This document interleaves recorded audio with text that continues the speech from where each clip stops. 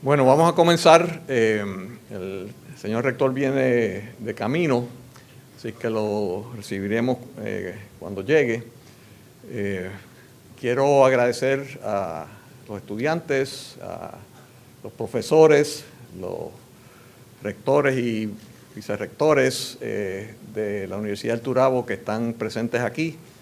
Cuando damos comienzo a otra serie de conferencias que tienen que ver con los conceptos de política pública y el funcionamiento del gobierno. En esta serie vamos a tener unos secretarios de gobierno, jefes de agencia, que vendrán a compartir sus visiones y sus acciones referentes al cargo público que ostentan. Y en la mañana de hoy tenemos un invitado especial, el licenciado Ramón Rosario Cortés, que es un abogado que ha sido admitido a la práctica del derecho y notaría aquí en Puerto Rico, además de abogado en el Distrito Federal para Puerto Rico, el primer circuito y hasta la Corte Suprema de los Estados Unidos. El licenciado Rosario obtuvo su Juris Doctor de la Escuela de Derecho de la Universidad de Puerto Rico con altos honores. Fue hace un tiempo oficial jurídico del Tribunal Supremo y fue también asesor principal del gobernador de Puerto Rico, Luis Fortuño. Fue presidente de varias juntas, junta de directores de la Corporación para el Fondo del Seguro del Estado y también miembro de la Junta de Directores de la ACA, WIPR y la Academia de la Policía. Actualmente, el licenciado Rosario Cortés es el secretario de Asuntos Públicos y Política Pública del gobierno actual, que está encargado de dirigir las estructuras de comunicaciones del gobierno y en la confección e implementación de la política pública, que incluye también funciones de tramitación de los proyectos legislativos del gobernador de Puerto Rico. Para nosotros es un privilegio tener al licenciado Rosario compartiendo sus visiones y su ejecutoria como secretario en el gobierno de Puerto Rico. Licenciado.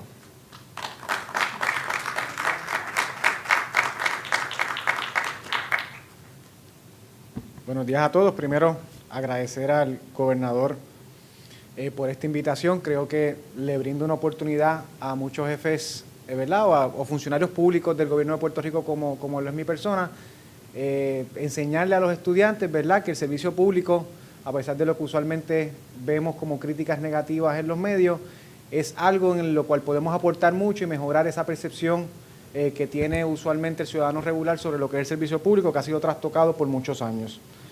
Yo les quería hablar un poquito de lo que eran mis funciones actuales en la oficina del gobernador, Secretaría de Asuntos Públicos y Política Pública, hablarle un poquito de lo que es la oficina, cómo se ha desarrollado y cuáles son las funciones principales que tenemos al presente.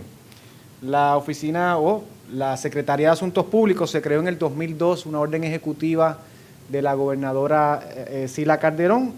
Originalmente se nombra a esa oficina para dirigir las comunicaciones del gobierno a Jorge Colbert, quien posterior a eso fue representante a la Cámara.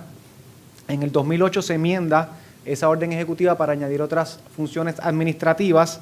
En el 2015 se hace una nueva orden para crear la Secretaría de Asuntos Públicos con mucho más funciones a nivel de comunicación de lo que es el gobierno, tramitar esa comunicación, esos proyectos, esas tareas que tiene el gobierno de Puerto Rico para que el pueblo entienda lo que se está haciendo y por qué se está haciendo. En aquel momento, en el 2015, se renueva para unirla junto a la Secretaría de Prensa. La oficina del gobernador por muchos años ha tenido 3 secretarías: la Secretaría de la Gobernación, que es el jefe de gabinete del gobernador, la figura principal dentro de la oficina del gobernador; la Secretaría de Prensa, que responde a la oficina del secretario de Asuntos Públicos. Así que usualmente hay 3 secretarios en la fortaleza con algunas varianzas entre administraciones.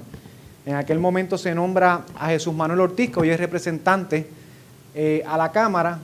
Yo no voy a ser representante en el futuro, así que no.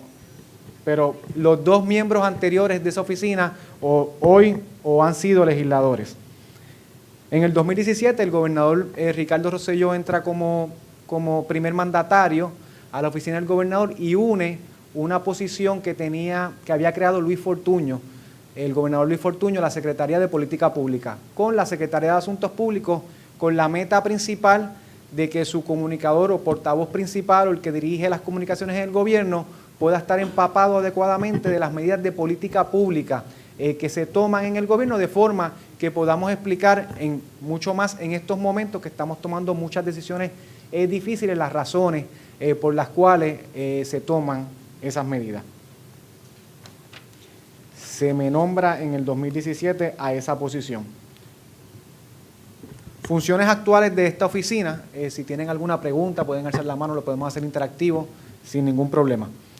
Funciones actuales: coordinar las comunicaciones y prensa del gobierno para que el pueblo conozca las propuestas que se están implementando y las razones de las acciones del gobierno, que no siempre son simpáticas.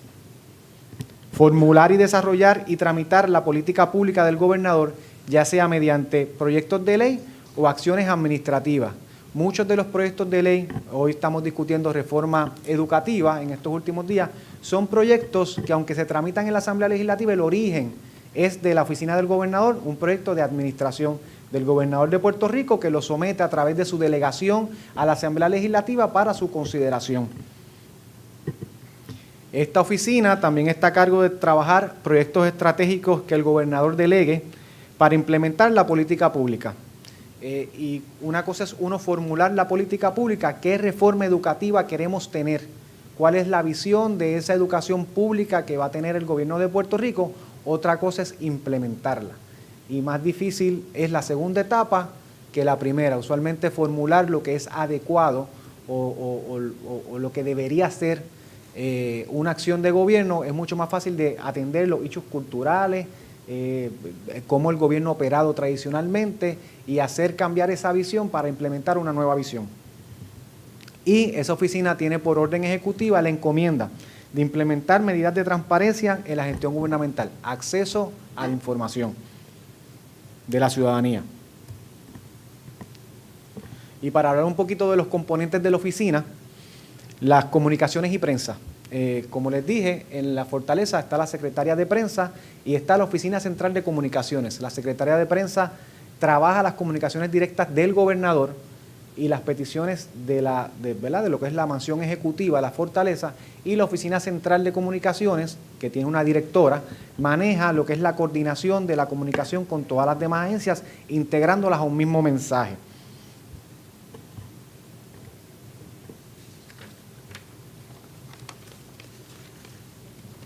Los retos de esta gestión particular. Limitaciones de comunicadores.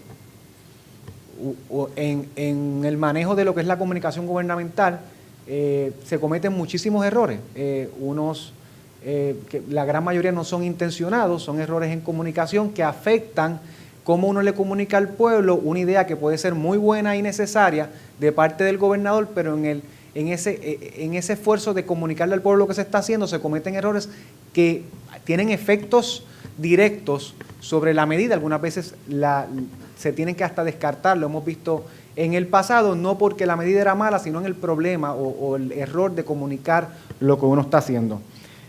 Errores comunes de desconexión con el sentir del pueblo. Y yo les voy a, tal vez ustedes no se acuerden, pero en la administración de Aníbal Acevedo, en la administración de Luis Fortuño, hubo un funcionario que en un desarrollo de Roosevelt Roads, que podía ser muy bueno en Ceiba, habían unas propiedades de interés social que no eran de interés social, iban a estar cualificando personas de clase media o media alta, habían otras propiedades para interés social y le preguntan por qué esas propiedades que van a estar desarrollándose en Roosevelt Road son para personas de clase media alta, esas en particular, y él dijo, such is life.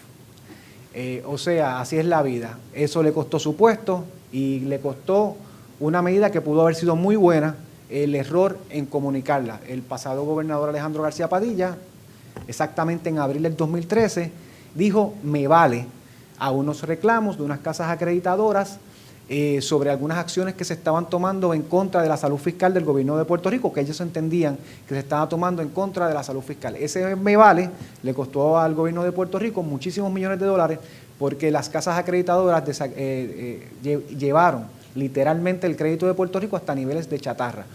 Un problema, un planteamiento legítimo que pudo haber tenido el gobernador, que estaba en desacuerdo con una postura particular de una casa acreditadora, en aquel momento Standard & Poor's, al haber utilizado una palabra incorrecta o en desconexión con lo que se estaba trabajando, me vale, eso tuvo un efecto directo sobre su administración y sobre el gobierno de Puerto Rico. Otro gran problema que algunas veces tenemos es que funcionarios públicos están expuestos todo el tiempo a los medios o mucho tiempo a los medios y algunas veces demuestran desconocimiento. Yo recuerdo cuando en algún momento en la administración de Aníbal Acevedo Vilá, en Autoridad de Energía Eléctrica estaban llegando unas facturas desproporcionales. Cuando le preguntan cuál es la razón, el funcionario, hasta ese entonces casi exfuncionario, dijo que eran unos animalitos que se paraban en el contador de energía eléctrica y eso aumentaba la factura. Le costó su puesto, por supuesto. Y así lo vemos. De hecho, cuando yo hablo de desconexión, no quiero alejar los errores que hemos cometido nosotros como administración también. De hecho, hemos visto después del evento atmosférico una autoridad de energía eléctrica que por muchas instancias manifiesta que le va a cobrar a residentes de condominio un servicio que no proveyó, que lo produjo sus propios generadores eléctricos y que después le va a dar un crédito. Eso es desconexión con la realidad. El gobernador firmó un proyecto de ley específicamente para prohibirle a la Autoridad de Energía Eléctrica hacer ese cobro. Energía Eléctrica también notificó que le iba a cobrar la energía eléctrica a los residentes de los residenciales públicos porque por ley ellos pagan una tarifa fija. O sea que no importa si tenían luz o no tenían luz, iba a cobrar la tarifa fija. Eso es realidad, eso pasó. Desconexión con la realidad. Obviamente el gobernador revirtió y desautorizó ese tipo de acciones, pero demuestra cómo los funcionarios públicos en ocasiones cometemos el error de estar desconectados con lo que está pasando en Puerto Rico. Lo nuevo que tal vez esta administración y en gran medida la pasada han vivido mucho más que otras, la administración del gobernador Pedro Rosselló, pues no tuvo este reto adicional, diría yo, que es lo de las redes sociales. Nosotros tenemos usualmente un trabajo de comunicación, uno tiene que estar pendiente a las noticias para poder responderlas. Algunas son falsas, uno tiene que aclararlas, algunas son correctas pero tienen una explicación. Hoy en día tenemos los mismos 3 canales, los mismos 4 periódicos, pero tenemos muchos periodistas en sus redes sociales que no solamente traen argumentos sin fundamento, sino que muchas veces la noticia sale de una red social con un hecho cierto, que pues, hace compleja lo que es la tarea de comunicar y mantener al día al pueblo con lo que se está haciendo.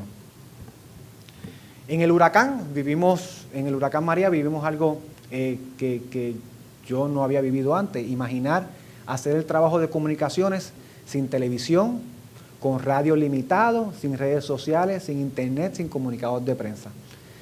Un reto para el cual nadie se había preparado. ¿Cómo le notificamos al pueblo de Puerto Rico los avances que estamos haciendo, los riesgos aún durante la emergencia? Justo luego que el huracán salió, tuvimos la emergencia de Toabaja.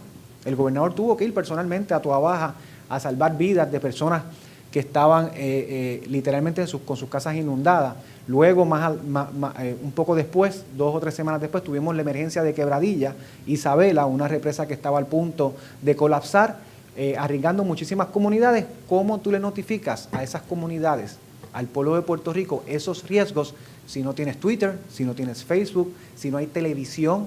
El radio es sumamente limitado. De hecho, durante la tormenta solo hubo una emisora de radio, Guapa Radio, que funcionó durante la tormenta, pero en lugares no funcionaba. Y cuando le sumas a eso que no hay servicio de energía eléctrica, pues la tarea de la comunicación, de comunicar lo que está ocurriendo, se complica. Otro reto en el área de comunicación y prensa. El gobierno de Puerto Rico se compone de cerca de 120 agencias de gobierno, que no necesariamente están en sintonía con el mensaje que el gobernador quiere enviar o el tipo de administración que el gobernador quiere implementar y proyectar. Y hay algunas agencias que operan aisladas de este mensaje central. Y lo que estaba hablando de energía eléctrica ahorita ejemplifica lo que es este gran reto.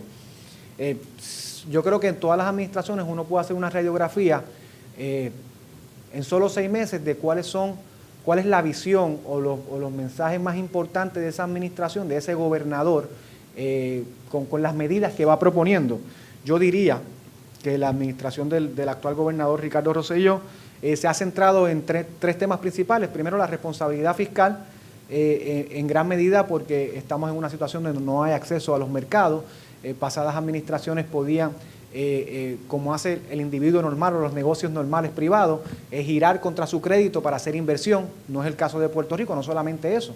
2017 se recibió un déficit de 7.600 millones de dólares.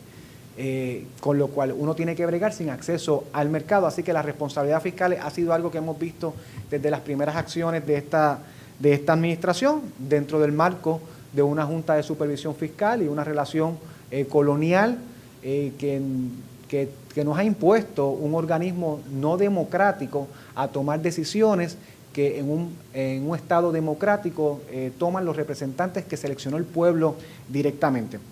Otro de los mensajes importantes de esta administración, yo diría que son los que tratamos de recalcar en cada una de nuestras comunicaciones.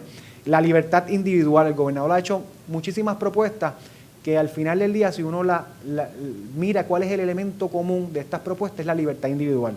Algunos ejemplos: la reforma laboral permite por primera vez a un empleado que si quiere acordar con su patrono trabajar 4 días en lugar de 5, en lo que se conoce como flexi-time, lo puede hacer. Eso no ocurría en el pasado y Puerto Rico se había quedado en la única jurisdicción que no permitía este tipo de acuerdos, donde tú le estás diciendo al empleado: yo te reconozco la capacidad para tú elegir voluntariamente si quieres hacer eso o no. ¿Por qué el Estado tiene que prohibirle a un trabajador un acuerdo como este? La reforma energética está cimentada en privatizar lo que es la generación de energía, una concesión en lo que es la transmisión y la distribución. Va centrada precisamente a que podamos escoger si a mí hay una planta generatriz que me vende la electricidad a 9, 10, 11, 12 centavos, que el gobierno tengamos esa flexibilidad para comprar esa en lugar de la que la vende a 18. Como cuestión de hecho, en los 90, bajo la gobernación de Pedro Rosselló, se hicieron acuerdos de privatización de energía, AES y Ecoeléctrica, gas natural y carbón, energía eléctrica. Se la vende desde entonces, hace 20 y pico años, a energía eléctrica a 9 o 10 centavos. La de Palo Seco, la del monopolio de energía eléctrica, sale en 18 centavos producirla. Y lo que estamos hablando es abrir el mercado para que compitan, que podamos elegir quién es la mejor, quién nos puede vender esa energía, que no solamente afecta a nuestros hogares, afecta a nuestra economía al mejor costo y de la manera más eficiente. Educación, la reforma que el gobernador anunció este lunes sobre la reforma de educación, se trata precisamente de libertad individual, que un padre pueda decidir: voy a llevar a mi hijo a X escuela porque es la mejor para mi hijo, o que tengo la oportunidad para que ese niño vaya a una escuela privada, como van los hijos de los padres que tienen recursos económicos. Lo que se trata es de darle la potestad, el derecho a ese padre, que la escuela de su hijo no sea determinada por la comunidad que vive, que usualmente afecta mucho más a los padres cuyos hijos viven en comunidades pobres, donde su escuela igualmente es pobre. Con esto se le da libertad. Esto se trató bajo la administración de Pedro Rosselló. El Tribunal Supremo invalidó la parte de los vales educativos en una decisión nefasta del 1994, y esto no es una cuestión ni política, partidista, por decirlo así. La opinión disidente que yo los invito a leer sobre lo que son vales educativos y las implicaciones la escribe el juez Negrón García, nombrado por el exgobernador Rafael Hernández Colón. Y Negrón García tiene unas líneas magníficas en esa opinión, diciendo que el Tribunal Supremo acababa de condenar la inequidad, ¿verdad? Validar la inequidad y condenar a niños pobres a no tener una educación equitativa con personas que tienen la dicha de que sus padres tengan recursos.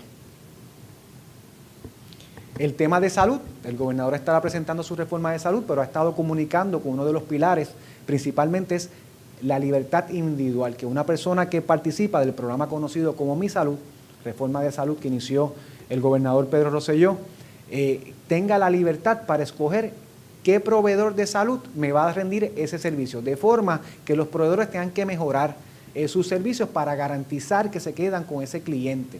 Como opera hoy el sistema, como opera, son por regiones, y si usted vive en Fajardo, usted está obligado a utilizar X proveedor, y si usted vive en Mayagüez, está obligado a utilizar Y proveedor. Eso no fomenta ni la competencia, ni le da libertad individual al participante de escoger el proveedor que él entienda le rinde los mejores servicios. Eso por dar solo algunos ejemplos. Otro elemento que yo creo que define lo que es la administración del gobernador Ricardo Rosselló es la igualdad. Y la igualdad es un concepto más amplio, no solamente hablando del político local. Igualdad de lo que son los sectores. Hemos visto unas controversias o aparentes controversias sobre si se le deben dar derechos o reconocer derechos constitucionales que ya han sido reconocidos por los tribunales a las personas LGBT, a la comunidad, a esa comunidad, y el gobernador ha sido rígido y estricto reconociendo esos derechos de igualdad a esos sectores, como lo ha hecho con los sectores del tercer sector y bases de fe. A nivel de la comunidad LGBT, la semana pasada firmó un proyecto de adopción que por primera vez ajusta nuestro ordenamiento jurídico a lo que es ya un derecho mundial, que es que personas, que parejas del mismo sexo tengan los mismos derechos que tienen parejas que heterosexuales y que están unidas bajo la figura jurídica conocida como el matrimonio. En ese sentido, esa ley permite que personas del mismo sexo adopten un niño, porque al final del día le reconocemos la igualdad a esa pareja, pero le damos una oportunidad que hoy no tienen esos niños que están esperando un hogar para recibir amor y desarrollarse. A nivel de todos los sectores, el sector religioso, el gobernador empezó su administración derogando unas cartas del Departamento de Educación que limitaban la facultad de un padre, libertad individual, de un padre sobre la educación moral y religiosa de sus hijos. También firmó la ley de escuelas religiosas, que básicamente le concede facultad a esas escuelas con una visión religiosa de llevar a cabo su enseñanza sin la interrupción inadecuada de lo que es el Estado. La reforma laboral, por primera vez en el ordenamiento jurídico de Puerto Rico, reconoce que un patrono privado tiene que reconocer y darle acomodo razonable a una persona que ejerce sus prácticas religiosas. Así que aquí no se trata de beneficiar un sector sobre otro, sino asegurar la igualdad entre los sectores. El gobierno no es un gobierno de un sector. Cuando en una campaña política se elige a un gobernador, se elige un gobernador para atender a todos los sectores y fomentar lo que yo entiendo el gobernador ha estado haciendo, que es la igualdad. Y obviamente el tema del estatus político, yo creo que ya básicamente la gran mayoría de los puertorriqueños puede razonar que tenemos un problema de estatus político que nos limita muchísimas esferas y que somos una jurisdicción sometida a un coloniaje por parte de unos funcionarios electos de un gobierno federal del cual nosotros no participamos en ese proceso democrático para elegirlos o penalizarlos. Y en ese sentido, el mensaje del gobernador lo dijo durante la campaña política y es parte de lo que nosotros siempre tratamos de comunicar. El gobernador le prometió al pueblo el luchar por terminar con la colonia, con el estatus colonial de Puerto Rico y luchar por la igualdad que a nivel político de estatus local se denomina la estadidad.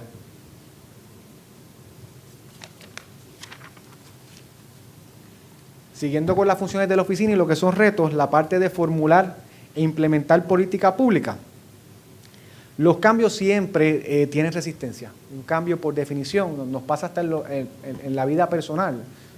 Vamos a cambiar la camisa que tanto nos gusta. El cambio siempre va a tener resistencia por cuestiones culturales, intereses particulares de una persona o de un sector, el desconocimiento de cómo ha funcionado ese cambio en otras jurisdicciones.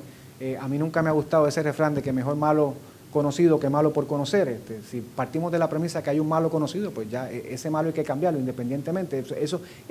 Ese refrán parte de la premisa que debemos mantenernos constantes.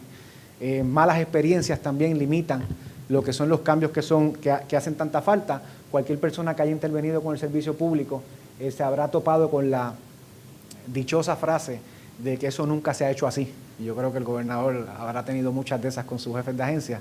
Es que eso nunca se ha hecho así. Pues precisamente por eso es que lo tenemos que hacer, porque como se ha hecho no funciona. Puerto Rico tiene un sistema republicano de gobierno que nos obliga a trabajar con varios foros al mismo tiempo, no solamente lo que el gobernador determina. Hay una asamblea legislativa que tiene injerencia en la formulación de política pública. Hay unos intereses particulares representados, geográficos o por sectores, en esa asamblea legislativa que representa al pueblo, que obliga a cualquier administración a armonizar. Cada vez que alguien me pregunta, y en estos días está un poco más de moda, la fricción que hay entre la asamblea legislativa y la rama ejecutiva, sí, la hay ahora, la hubo en la pasada administración, la hubo en la administración de don Pedro Rosselló. Es parte de nuestro sistema republicano de gobierno y eso no está mal. Eso significa que hay unos balances y contrapesos en la formulación de política pública.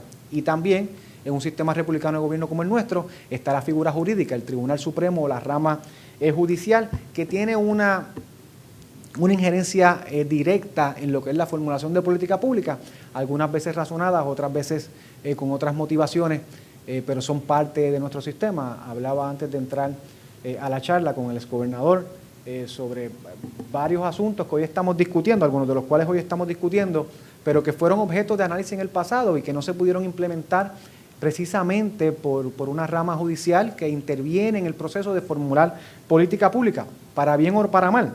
Vales educativos, hoy la estamos discutiendo de nuevo, se presentó en el 1994 se declaró inconstitucional. Perdimos 24 años de utilizar una fórmula para educar mejor a nuestros niños que se está utilizando alrededor de todo el mundo. Olvídense de Estados Unidos, en todo el mundo. La Ruta 66, ¿cuántos años perdimos con una vía que ha llevado mucho progreso al área este? Le ha hecho la vida mucho más fácil a muchas personas por una decisión del Tribunal Supremo que paralizó esa implementación de política pública unos años. Y lo que les quiero decir con esto es que esta es nuestra realidad y no es malo. Un sistema republicano de gobierno parte de la premisa que no tenemos un dictador, que participamos dentro de un entorno jurídico constitucional en el cual implementar política pública no basta con que el gobernador diga vamos a hacer esto. Hay que trabajar con otras ramas de gobierno en la implementación de esa política pública y eso crea un reto no solamente para el gobernador sino para ayudantes como yo que le ayudan en esa tarea. Esta frase a mí me encanta. Hay una disputa si fue Einstein o Mark Twain, pero la definición de la locura es hacer la misma cosa una y otra vez y esperar obtener resultados distintos. Hay algo que no funciona. Energía eléctrica. Hay que cambiarlo, no podemos seguir tratando lo mismo. Hemos estado por muchos años hablando, de hecho, bajo la pasada administración, el expresidente del Senado, Eduardo Batia, presentó legislación para hacer en parte lo que nosotros estamos proponiendo ahora. En aquel entonces, incluso yo públicamente manifesté que estaba de acuerdo, pero no se hizo, porque le tenemos miedo al cambio, porque pretendemos que los problemas se corrijan sin tomar acciones afirmativas para corregirlos. El sistema educativo público, como lo conocemos hoy, tenemos que cambiarlo. Llevamos muchísimas décadas creando inequidades, donde el reto de ustedes para buscar un espacio en una universidad o en un ambiente laboral se ve minimizado porque hay personas que tienen mejores oportunidades que ustedes, que yo estudié en escuela pública. Y en ese sentido se le exige a unos estudiantes lo mismo cuando no necesariamente tuvieron la misma preparación. Y estas reformas educativas van dirigidas a eso, que su oportunidad de desarrollarse en esta sociedad no dependa de cuánto dinero tiene su papá en el banco. De eso es lo que estamos hablando.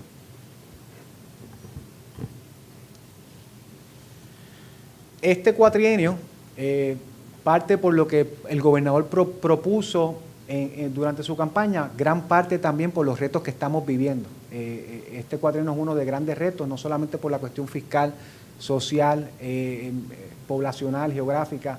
Puerto Rico tiene los dos huracanes, que cuando llueve sobre mojado, nos han hecho tener que tomar medidas y reformas a un paso más acelerado de lo que lo habíamos visto en cuatrienios pasados. La reforma laboral ya es ley, la reforma de permisos es ley, la reforma energética el gobernador la anunció, la reforma contributiva es parte del plan fiscal que se le sometió a la Junta de Supervisión Fiscal, la reforma de educación, el gobernador la anunció el lunes, durante el día de ayer se envió el proyecto de ley a la Asamblea Legislativa, y la reforma de salud, que será uno de los grandes cambios que el gobernador estará anunciando grandemente, y que básicamente modifican o ajustan a los tiempos una medida originada por el gobernador Pedro Rosselló. Y siempre tendremos que seguir reformando. Las reformas que el gobernador Ricardo Rosselló toma hoy serán inadecuadas mañana, pasado mañana. Lo importante es no tenerle miedo a reformar, al cambio. Eso es lo único constante que tenemos que cambiar y ajustarnos a los tiempos. Irónicamente, en el 1993, en ese cuatrienio, donde estuvo, esos dos cuatrienios donde el gobernador Pedro Rosselló fue el primer mandatario, hubo una reforma de salud. Hoy necesitamos otra, es la realidad. No porque aquella fue imperfecta, ciertamente ninguna reforma es perfecta, pero porque con el pasar del tiempo hay que ajustarla.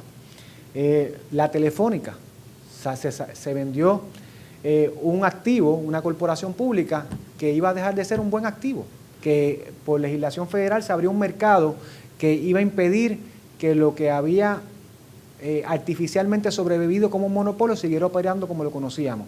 Fue una buena medida entonces. Hoy estamos hablando de la Autoridad de Energía Eléctrica en un panorama similar. La energía privada, AES, Ecoeléctrica, eso fue en la época de los 90, luego se unieron otros proyectos de energía renovable durante el 2009 al 2012. Medidas de transparencia. ¿Cómo hacemos que un gobierno sea transparente? ¿Cómo hacemos que el público, que los ciudadanos tengan acceso a la información del gobierno? ¿Cómo fomentamos eso cuando la naturaleza del gobierno es no revelarlo para evitar un ataque público? Esa es la verdad. ¿Cómo uno cambia la cultura de que la información del gobierno no le pertenece al gobierno, le pertenece al ciudadano?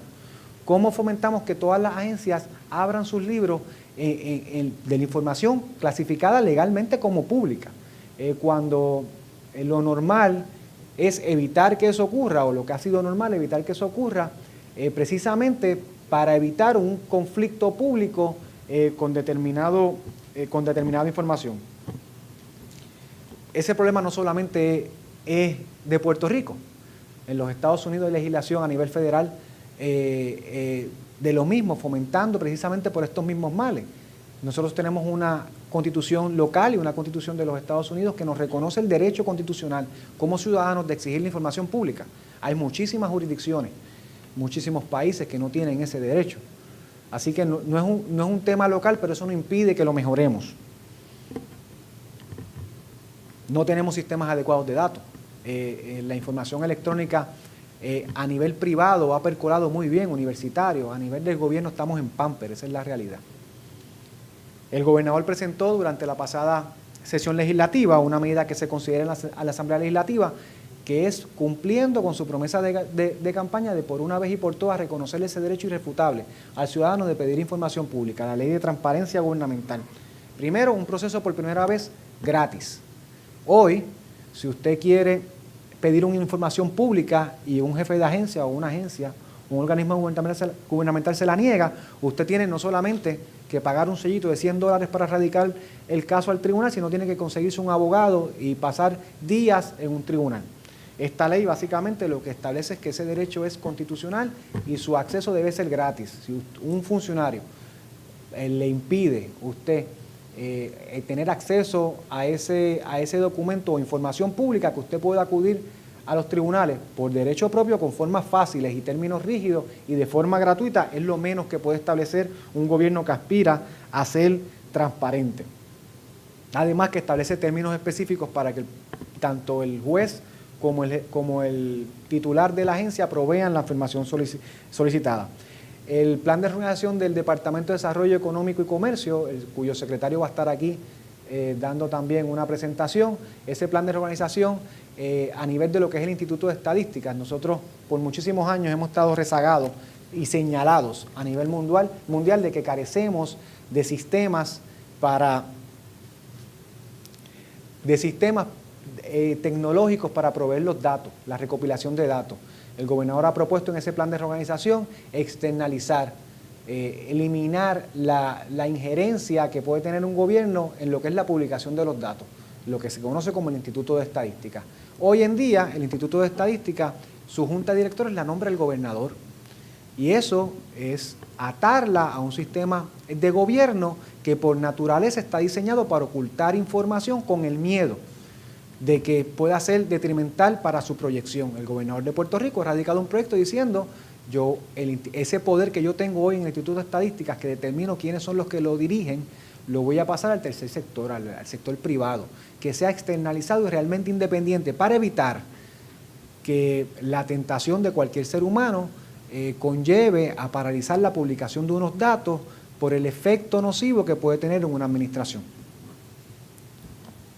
Y con eso creo que describí un poco de manera general lo que son las funciones que llevo elaborando honrosamente y con mucho gusto desde enero del 2017 y paso a cualquier pregunta que ustedes tengan. Que no sea difícil. No va a hacerlo. Buenos días. Mi nombre es Sandra Pedraza. Yo tengo una pregunta bien puntual. Aunque muchos se han recuperado del desastre, ¿verdad? En cuanto a servicios públicos, ¿verdad? Hay una inmensa mayoría que todavía carece de energía eléctrica en las zonas rurales, en esas me incluyo. No he visto política pública relacionada a atender esta emergencia respecto a la implementación de energías renovables en las casas de las personas en común, como estoy yo. En lo personal, ¿verdad? Comentando un poquito mi caso, yo ni siquiera aparezco en la lista de prioridad de la Autoridad de Energía Eléctrica, no tenemos noticias de ningún tipo. La única brigada que hemos visto de energía eléctrica ha sido levantando piezas de los postes caídos sin ninguna noticia de cuándo van a volver. Hemos tocado las puertas de SBA, nos preaprobaron los préstamos para adquirir energía renovable, los seguros no nos mandan las cartas y si vamos a pedir préstamos a bancos y comunes, los intereses están exageradamente altos. Yo entiendo que el gobernador quitó los permisos para implementar, ¿verdad? Esos permisos, cantidad de permisos, muchos demasiado exagerados para implementar este tipo de tecnologías en el ciudadano común.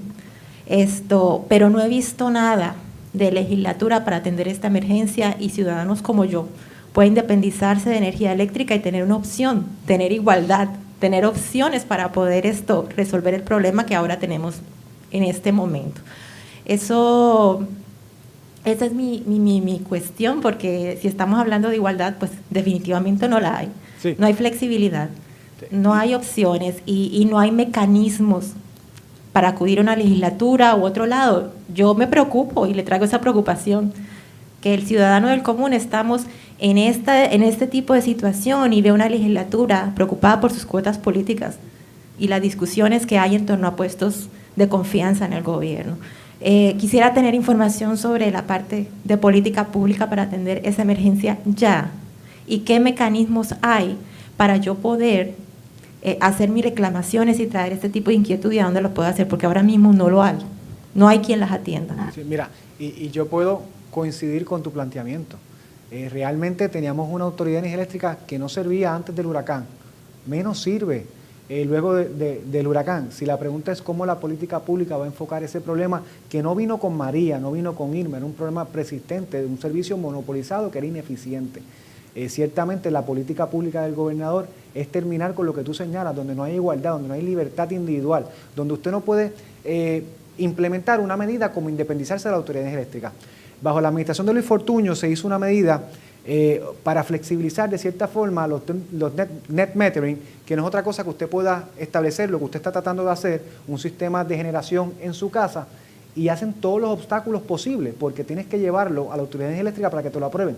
Nunca los aprueban, porque no quieren que usted se independice de ellos, porque es un monopolio por definición. En la medida que separemos lo que es, primero, la distribución y la generación que se quiere hacer a través de una concesión, con lo que es generar la energía eléctrica y le demos esa libertad al gobierno para que pueda escoger sobre un proveedor sobre otro porque es más eficiente, vamos a promover que esa acción que usted quiera hacer sea definitiva, no solamente de cara al huracán, sino en nuestro trámite regular de manejar. Yo entiendo eso, yo entiendo que hay proyectos de ley, etcétera, eso yo lo entiendo, pero mi preocupación es inmediata. ¿Qué mecanismos tengo yo para poder acelerar, verdad? Trabajar con el mercado. Las tasas de interés de los proyectos de energía renovable están entre el 7-8%. Es una cosa exagerada. Un ciudadano del común no puede. ¿Eso no con puede. con banca privada? Con banca privada. Y no he visto legislación, medida de emergencia o algo que se haga para que nosotros podamos salir de esta situación. Y entonces, si no hay una medida que se pueda atender en este momento, pues le traigo esa inquietud, que muchos la tenemos. Y no queremos que nos den subsidios ni nos regalen. De eso no se trata, es de los mecanismos para atender lo que tenemos ahora mismo. Y los proyectos de ley, eso está espectacular, pero en este momento, ese proyecto de ley, honestamente, y con todo el respeto, no me está resolviendo nada. No, usted no tiene luz. Eso no. Porque no tengo luz.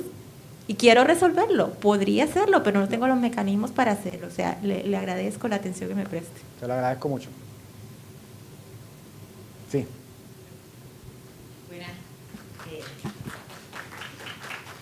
Mi pregunta está relacionada con la cultura.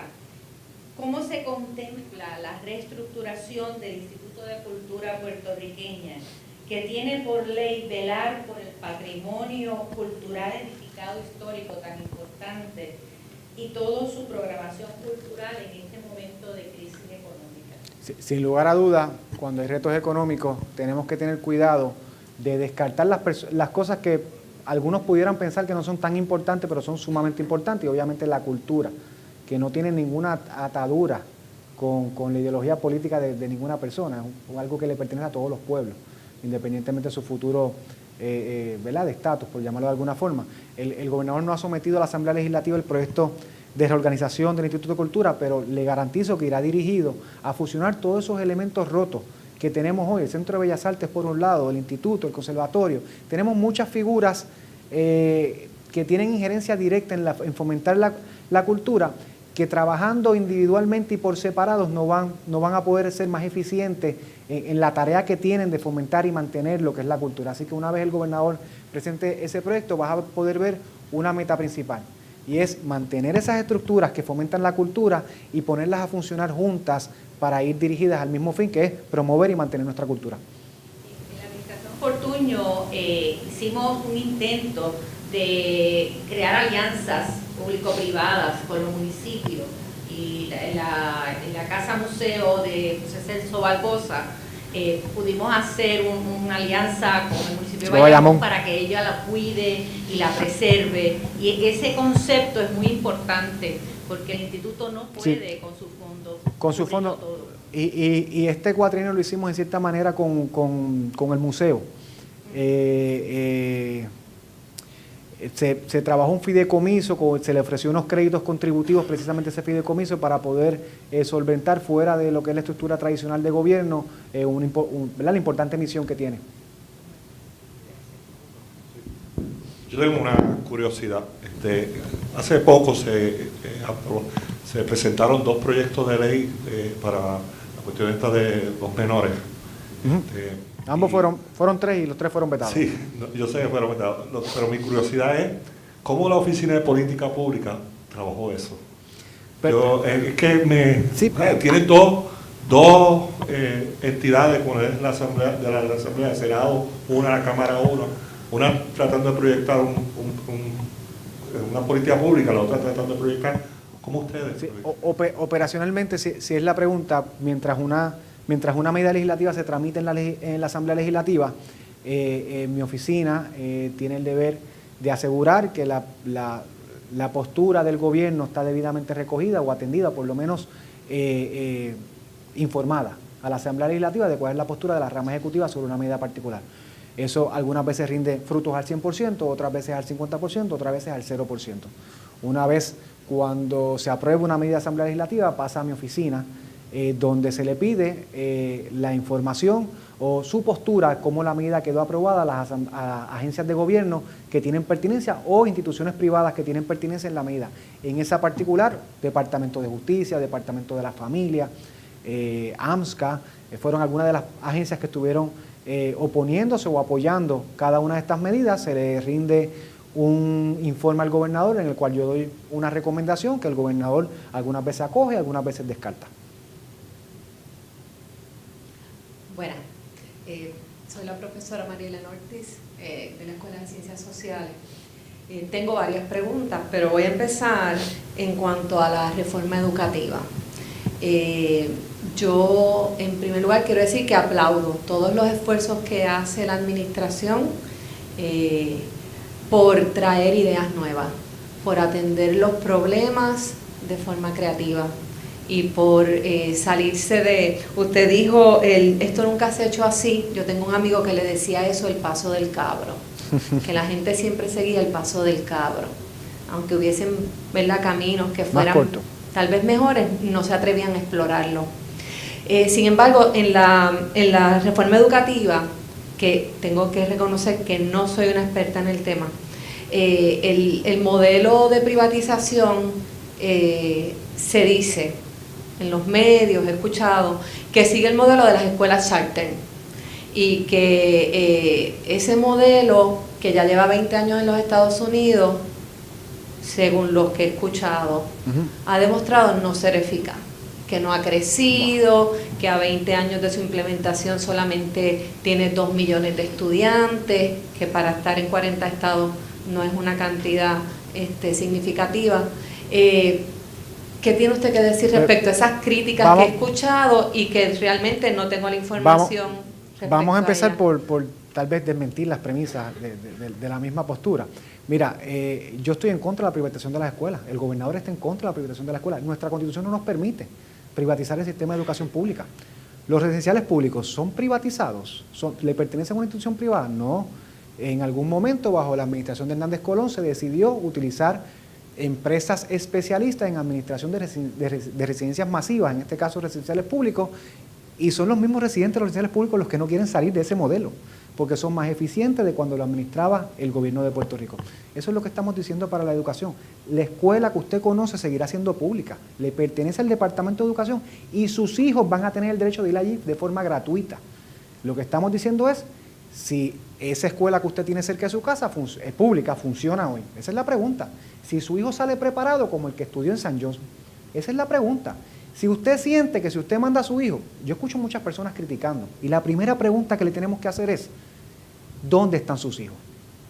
Porque es injusto que usted se oponga a un programa que permite darle a un niño pobre la oportunidad de ir a la escuela donde está su hijo, pero usted no se atreve a poner a su hijo en la escuela donde está ese niño hoy.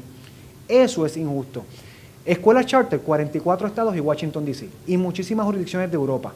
En Florida, la totalidad de los estudiantes pertenecen a algún tipo de modelo de escuela charter. Así que el cómputo de los 2 millones no es ni cerca de lo que es la realidad. La realidad es que la mayoría de los estudiantes en Estados Unidos, la mayoría, toma clases bajo el sistema de las charters, que no es un sistema privado, es un sistema público donde el gobierno dice, X escuela, hoy tiene niveles de aprovechamiento académico, por dar un número de 30%.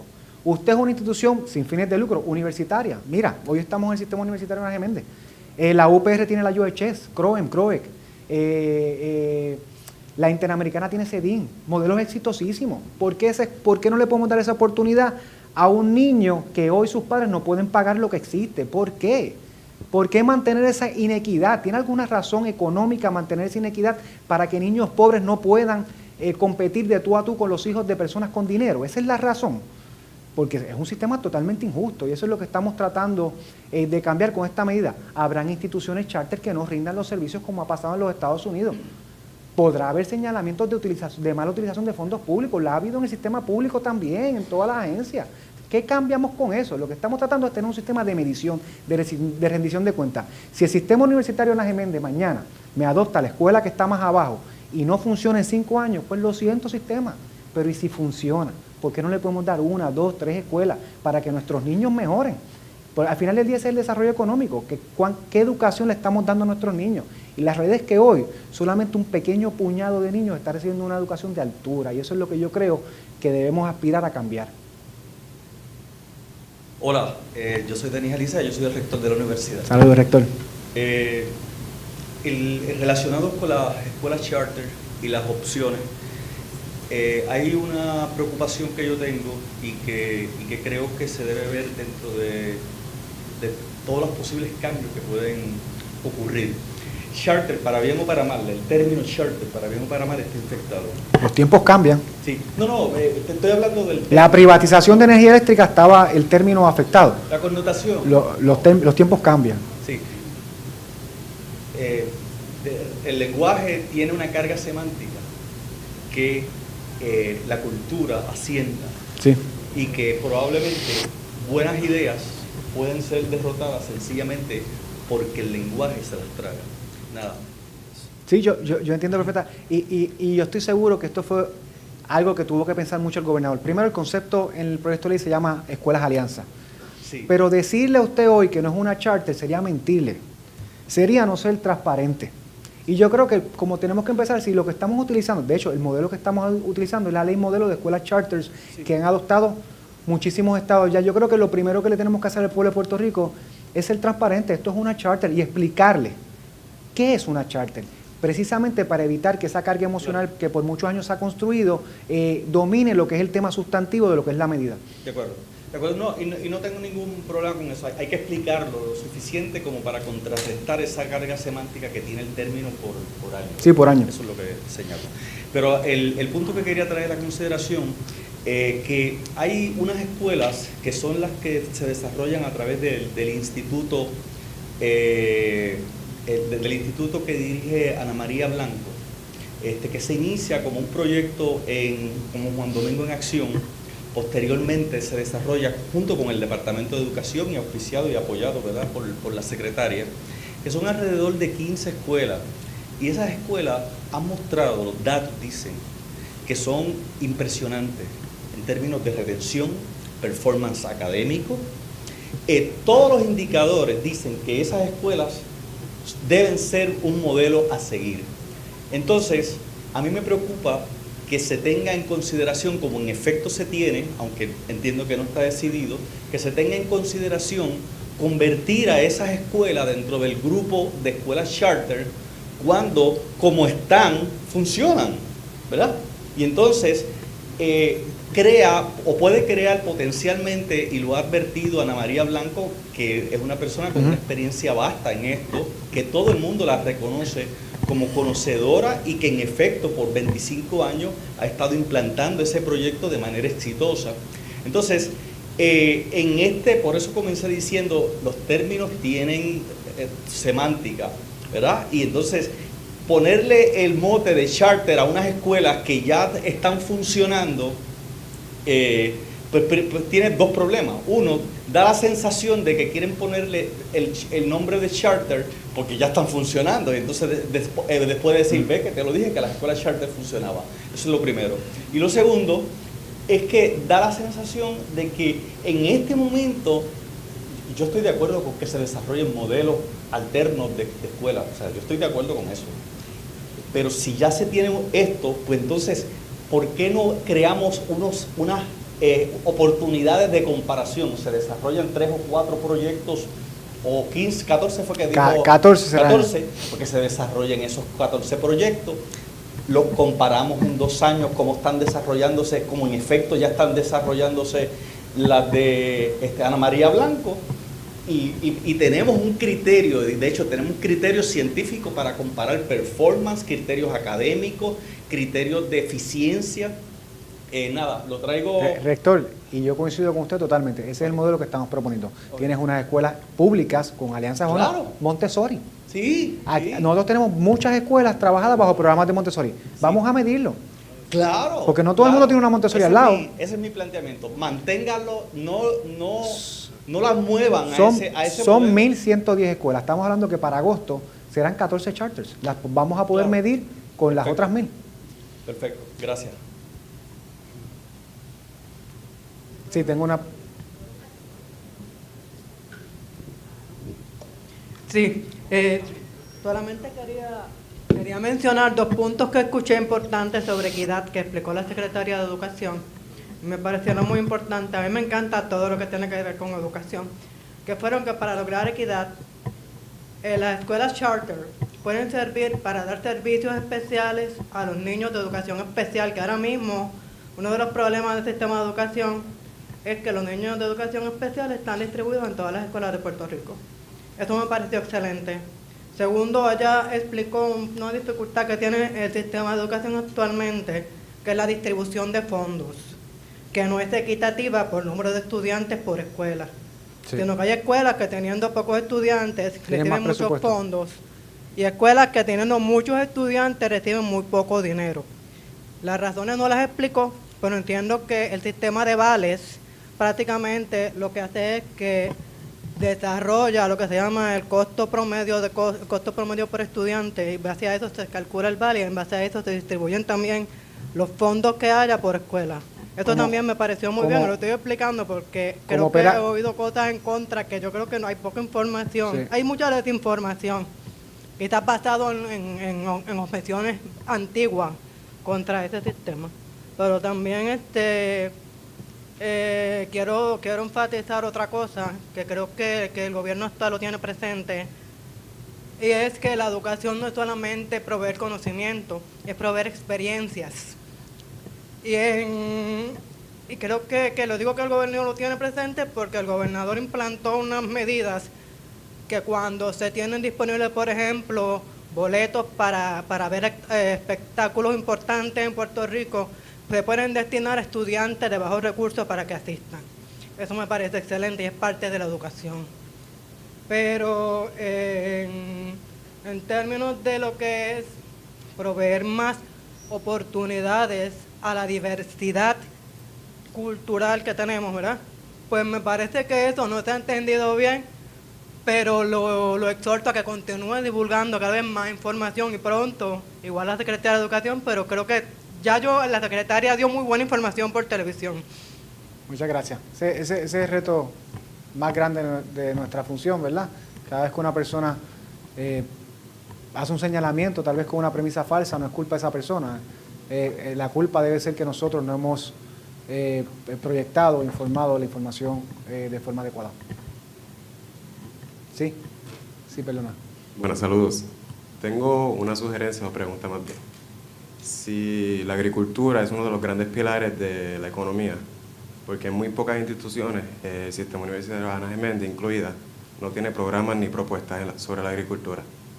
Sí, por lo menos lo que le compete al gobierno de Puerto Rico, UHS tiene, la Universidad de Puerto Rico tiene un sistema de agricultura, ¿verdad? Un currículo de enseñanza particular. El Departamento de Educación tiene por disposición de ley que dar cursos de empresarismo de agricultura. El gobernador de Puerto Rico firmó 2 medidas, incluso el año pasado, sobre ese aspecto. Lo que decide dar una institución privada le compete a esa institución privada como parte de sus currículos. Sí, pero más bien esa institución sería la UPR la que está por el oeste. Sí, porque son universidades especializadas, por eso es que la de medicina está en San Juan, por eso es que la de ingeniería está en Mayagüez. El sistema educativo público, dentro de sus limitaciones, como existe hoy, ya provee ese campo, ¿verdad? No quiere decir que no podamos mejorar, no me confunda, debemos mejorar en todos los sectores, pero ciertamente está cubierto por nuestra educación pública actual. Y otra observación, ¿qué ventaja tiene que estén aislando los programas estudiantiles, por ejemplo, Ingeniería Mayagüez, Medicina aquí? Eso también hace perder el choque colectivo de ideas. O sea, si tú vienes a una universidad que todos estudian lo mismo, ¿qué se va a generar de ahí? ¿Qué intercambios intelectuales? Es un poco imposible, ¿verdad?, agrupar todas las especialidades. Lo que uno hace es fomentar estudios generales, que hayan intercambios, y eso lo tienen yo soy producto de la Universidad de Puerto Rico, hay, por lo menos si estamos hablando de lo que es la educación pública, ¿verdad? Tienen esas interacciones a nivel de estudios generales. Ciertamente cuando hablamos de especialidades, pues usualmente se ubican en distintos recintos, no solamente ocurre así en Puerto Rico, ocurre en Europa y otras jurisdicciones, como mecanismo de organizar algo. Okay. Muchas gracias. Muchas gracias a todos. Bueno, muchísimas gracias al secretario por esta conferencia que comentaba con el rector que ha sido una excelente, que ha demostrado la magnitud, la profundidad, la amplitud de lo que es la política pública y la gestión pública que se tiene que hacer. No lo envidio en la tarea que tiene, porque definitivamente es una tarea muy compleja. Así es que quiero agradecer eso y quiero a lo mejor terminar dirigiéndome a los estudiantes que están aquí presentes, porque es competencia de esta generación, la de ustedes, de desarrollar todo esto que es política pública ahora, pero con miras a un futuro. Hemos estado hablando en diferentes grupos con los estudiantes de que su generación tiene una particularidad muy importante, que es que existe en un escenario de cambios acelerados, grandes cambios. Por lo tanto, las soluciones que tenemos ahora, que posiblemente sean buenas soluciones para el escenario actual, dentro de unos cuantos años no van a ser efectivas. Así es que el reto que les planteo es que miren, vamos a tomar una fecha arbitraria, 10 años, 2028. ¿Cómo ustedes ven estos diferentes problemas? ¿Cómo usted define lo que va a ser el Puerto Rico que ustedes van a estar no solamente viviendo, sino también definiendo y dirigiendo? Así es que es hasta cierto punto lo que en una ocasión el presidente John Kennedy anunció cuando dijo a principios de su cuatrienio que Estados Unidos iba a llegar a la Luna. Y le preguntaron, ¿y cómo? Y él le dijo, Estados Unidos va a llegar a la Luna, vamos a llegar a la Luna. Y le decían, ¿cómo? Y decía, vamos a llegar a la Luna. Eso se llamó el moonshot, el lanzamiento a la Luna. Que ustedes definan los moonshots que van a ser importantes y necesarios para cuando ustedes estén en esos momentos en el auge de lo que es su generación. Podríamos pensar, hemos hablado de energía aquí, podríamos pensar, como hemos discutido en algunos grupos aquí en la universidad, de energía básicamente gratuita, energía abundante. La tecnología nos dice que sí, dentro de 10 años es posible que estemos no hablando de energía renovable como la vemos en la actualidad, sino energía que va a ser tan abundante y tan accesible que básicamente va a ser casi gratis. Agua potable de la misma manera. Educación universitaria gratuita para todos, todo aquel que esté cualificado. ¿Es posible eso? Es un moonshot. ¿Cómo lo vamos a lograr? Así es que quiero que se vayan aquí, primero reconociendo la tarea inmediata que se tiene que hacer ahora a través de la política pública y la implementación de esa política pública, pero que también vayan ustedes pensando que ese escenario no va a ser el mismo, va a cambiar y va a cambiar más rápidamente que en ninguna generación previa en toda la historia del ser humano. Así es que los dejo con ese reto, agradeciéndole su participación y de nuevo al secretario, muchas gracias por participar con nosotros.